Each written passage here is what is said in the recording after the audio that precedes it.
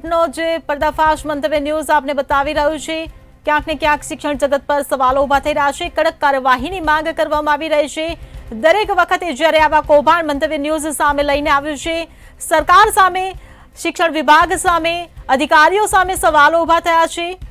પરંતુ દર વખતની જેમ કાર્યવાહીના નામે માત્ર શૂન્ય જ સામે આવ્યું છે। ત્યારે આ વખતે પણ હવે જે પ્રકારનું આ મોટું નેટવર્ક જે મંતવ્ય ન્યૂઝ આપના સુધી પહોંચાડી રહ્યું છે, ત્યારે હવે કડક કાર્યવાહીની જે માંગ ઉઠી છે, ત્યારે હવે સવાલ એ થઈ રહ્યો છે કે શું આમાં મોટી અને કડક કાર્યવાહી થશે કે કેમ, કે પછી દર વખતની જેમ આમાં પણ કંઈક ને કંઈક ભીનું સંકેલી લેવામાં આવશે, કારણ કે આમાં પણ ક્યાંક ને ક્યાંક રાજકીય આશ્રય પણ મળી રહ્યો હોય, મોટા માથાની સંડોવણી હોય તેવો પણ એક આક્ષેપ છે। એલન કૌભાંડ સામે શિક્ષણ મંત્રીની ચૂપ્પી આજે ચોંકાવનારી છે। રાજ્યના ડીઓ મૌન, શાળા ક્લાસીસના ધંધાને આશીર્વાદ।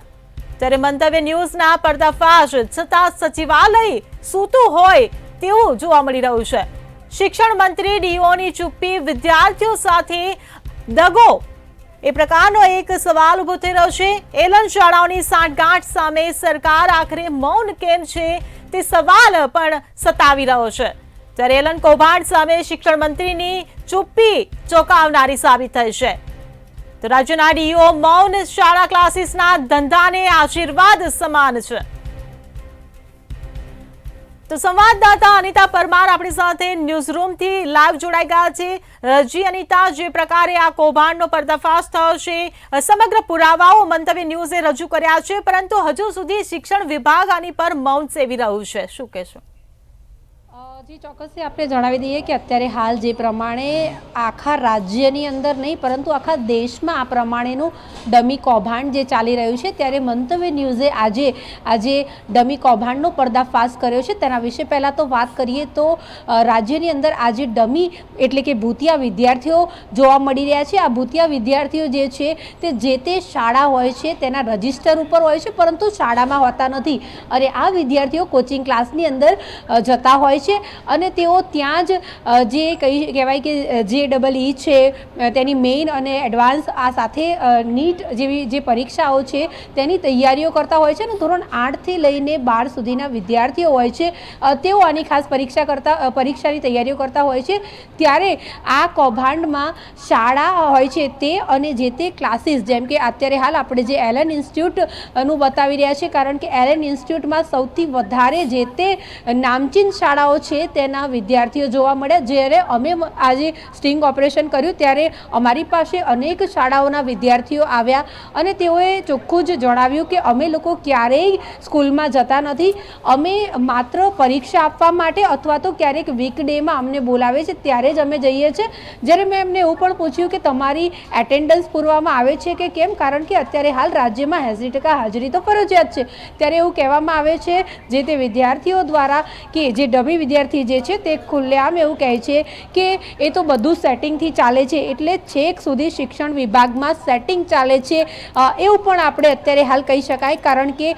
તમામ જે શિક્ષણના અધિકારીઓ જે છે તેઓ આજે મૌન જે છે તે ધારણ કરીને બેસી ગયા છે। શિક્ષણ મંત્રીને સવાલ પૂછવા માંગીશું કે આવું કૌભાંડ જે છે તે છેલ્લા ઘણા સમયથી ચાલી રહ્યું છે, તેમ છતાં પણ કોની રહેમ રાહે આ બધી વસ્તુ થઈ રહી છે, એના ઉપર સૌથી મોટો સવાલ થઈ રહ્યો છે, કારણ કે મંતવ્ય ન્યૂઝે આજે અલગ અલગ જગ્યાઓથી આજે સ્ટિંગ ઓપરેશન કર્યું છે, અને તેમાં ચોખ્ખું સામે દેખાઈ આવે છે કે જે શાળાઓ જે છે તેમની આ ક્લાસીસો જોડે મિલીભગત છે, અને ક્યાંક ને ક્યાંક જિલ્લા શિક્ષણ અધિકારી જે છે તેઓ પણ આ બધી વસ્તુથી અજાણ નથી। હવે અમદાવાદ શહેરની જ્યારે વાત કરવામાં આવે તો અમદાવાદ શહેરમાં જે જિલ્લા શિક્ષણ અધિકારી છે તેમને જ્યારે આનો સવાલ પૂછવામાં આવ્યો કે આ પ્રમાણેના ટ્યુશન ક્લાસીસો જે છે તે ધમધમી રહ્યા છે, અને એના કારણે થઈને બીજા વિદ્યાર્થીઓને નુકસાન છે, અને આ ડમી વિદ્યાર્થીનો કાંડ જ્યારે મંતવ્ય ન્યૂઝ બહાર લાવ્યું છે ત્યારે જિલ્લા શિક્ષણ અધિકારીઓ દ્વારા એવું કહેવામાં આવે છે, એવું નિવેદન આપવામાં આવે છે કે આ મારામાં નથી આવતું, અને આ બધી વસ્તુ જે છે તે કોર્પોરેશનમાં આવે છે। ત્યારે બીજી બાજુ જ્યારે કોર્પોરેશનમાં પૂછવામાં આવે છે ત્યારે તેઓ એવું કહે છે કે 1000% ટ્યુશન ક્લાસીસો અમારામાં નથી આવતા. એટલે બંને એકબીજાને ક્યાંક ને ક્યાંક ખો આપતા હોય તેવું પણ આજે જોવા મળી રહ્યું છે. ખાસ જો વાત કરવામાં આવે તો આ બધી વસ્તુ જે છે તે કોઈ પણ અધિકારીઓ હોય છે તેમની રહેમ રાહ વગર શક્ય જ નથી, કારણ કે સ્કૂલોમાં જિલ્લા શિક્ષણ અધિકારીની ટીમ જે હોય છે તે જતી હોય છે અને ચેકિંગ પણ કરતી હોય છે, પરંતુ ચેકિંગમાં તે લોકો 80% થી 100% હાજરી જે છે તે બતાવતા હોય છે. હવે જે તે સમયના જો સીસીટીવી કેમેરા જે છે તે ચેક કરવામાં આવે તો જે તે હકીકત છે તે પણ સામે આવી જાય, પરંતુ એવું કરવામાં નથી આવતું, કારણ કે લાખો અને કરોડો રૂપિયા જે છે તે આ બધા અધિકારીઓ જે છે તે પોતાના ખિસ્સાની અંદર ભરતા હોય છે અને તેના કારણે થઈને આવા જે ડમી કાંડ જે છે થતા હોય છે. હવે આવી વસ્તુ જ્યારે થઈ રહી છે અમદાવાદ શહેરની અંદર અને ગુજરાત રાજ્યની અંદર, ત્યારે જો વાત કરવામાં આવે તો આજે સ્કૂલો જે છે તેમની સાંઠગાંઠ હોય છે ક્લાસીસો સાથે, અને આ એવી સ્કૂલો છે જે સ્કૂલોની પાસે વિદ્યાર્થીઓ ઓછા હોય છે, તેઓ રજિસ્ટર ઉપર પૂરેપૂરી વિદ્યાર્થીઓની સંખ્યા બતાવતા હોય છે અને તે વિદ્યાર્થીની ફી જે છે તે પણ ઘણીવાર તો એલન ક્લાસીસમાં જોવા મળતી હોય છે. કારણ કે અમે જ્યારે એલન ઇન્સ્ટિટ્યૂટના સંચાલક સાથે વાતચીત કરી ત્યારે તેમણે એવું પણ કહ્યું હતું કે તમારે સ્કૂલમાં પણ જવાની જરૂર નથી, તમારા બાળકનું એડમિશન ખાલી એલન કોચિંગમાં તમે કરાવી દો અને બધી જ જવાબદારી અમારી. એટલે કે સ્કૂલ જે છે તેનું તો કોઈ વર્ચસ્વ જ નથી. જે તે સ્કૂલ સાથે જ્યારે એમની મિલીભગત હોય ત્યારે જ આ કૌભાંડ જે છે તે આચરી શકાય. કારણ કે અમારી પાસે જે સ્કૂલોના નામ સામે આવ્યા તેમાં એલન ઇન્સ્ટિટ્યૂટના જે સંચાલક છે તેમણે એવું પણ જણાવ્યું કે આ બધી સ્કૂલો અમારી પાસે છે ટાઈઅપ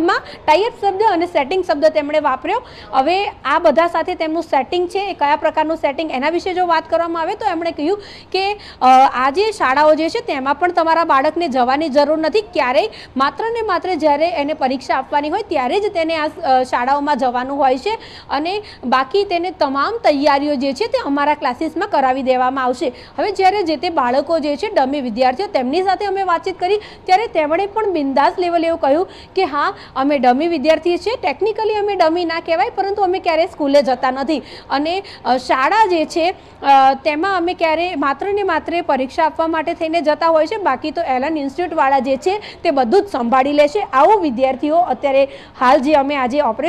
સ્ટિંગ ઓપરેશન આપને બતાવ્યું એમાં એવું બોલતા નજરે પડી રહ્યા છે. ત્યારે હવે સવાલો એ થઈ રહ્યા છે કે આ શિક્ષણ વિભાગના અધિકારીઓ જે છે તે ક્યાં સુધી મૌન સેવશે, કારણ કે અત્યારે હાલ હકીકત જ્યારે સામે આવી છે અમે એમને ચોખ્ખે ચોખ્ખું બતાવી રહ્યા છે કે આ પ્રમાણેનો ધંધો જે છે વેપાર કરી રહ્યા છે આ ક્લાસીસો, આ પ્રમાણેનો ધંધો જ્યારે ચાલી રહ્યો છે ત્યારે આને બંધ કરવામાં આવે અને શિક્ષણને ખોખલી કરતી આ ઉદય છે એલન નામની ઉદય, તેના ઉપર પણ કાયદાકીય પગલાં જે છે તે શિક્ષણ વિભાગ દ્વારા લેવામાં આવે. જી